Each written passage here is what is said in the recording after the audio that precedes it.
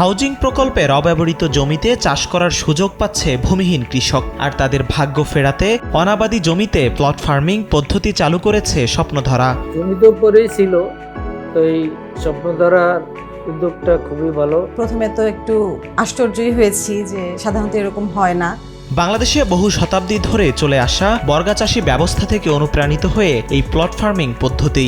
প্লটগুলোতে উৎপাদিত ফসল জমির মালিক এবং কৃষকদের মধ্যে সমানভাবে ভাগ করা হয়, যার মাধ্যমে কৃষক ও প্লট মালিক উভয়ই লাভবান হচ্ছে। ফার্মার যারা জমি নাই তাদেরকেও আপনি একটা সাপোর্ট দিচ্ছেন, সো এটা আমাকে খুব গুড ফিল দেয় আমার এই প্রকল্পের যারা আছেন সংশ্লিষ্ট তাদের উপরে।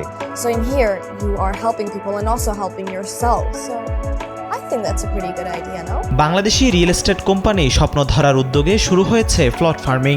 এই অভিনব উদ্যোগের ফলে ভূমিহীন কৃষক পাবে চাষ করার জমি, অন্যদিকে শহরের মানুষ পাবে নিজের জমিতে উৎপাদিত ফসল। বাংলাদেশে হচ্ছে একটা পপুলার কালচার হচ্ছে আপনার বর্গা চাষ। ওই জিনিসটাকেই আমরা কাজে লাগিয়ে প্লট ফার্মিং এর কাজটা শুরু করেছি। স্বপ্নধরার পক্ষ থেকে ক্রিয়েটিভ এজেন্সি POP5 2024 সালের নভেম্বর মাসে প্লট ফার্মিং উদ্যোগটি শুরু করেন।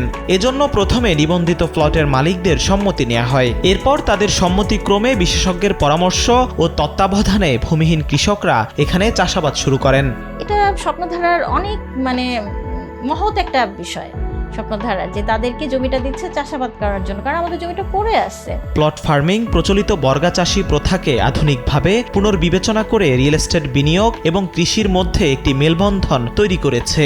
অব্যবহৃত জমিগুলোকে আবাদি জমিতে রূপান্তরিত করে প্লট ফার্মিং প্রমাণ করেছে যে শহরায়ন এবং কৃষি একে অপরের পাশাপাশি এগিয়ে যেতে পারে। জন্মের পর থেকে একটাই কাজ পারি, কৃষি কাজ। আমার কোনো নিজস্ব জমি নাই, শহরে এসে দিনমজুরের কাজ করি। আমার স্বপ্ন ধরা এক লোকে দেখে অফিসের আমার কিছু বর্গা জমি দিছে। বর্গা জমি বুঝনা আমি মোটামুটি ভালো আছি, পোলাপান নিয়ে খুব ভালো আছি। এই উদ্যোগটি একদিকে কৃষকদের স্বাবলম্বী করছে, অপরদিকে উদ্ভাবনী চিন্তাধারায় অব্যবহৃত জমিকে করছে একাধিক মানুষের জন্য লাভজনক ও টেকসই আয়ের উৎস।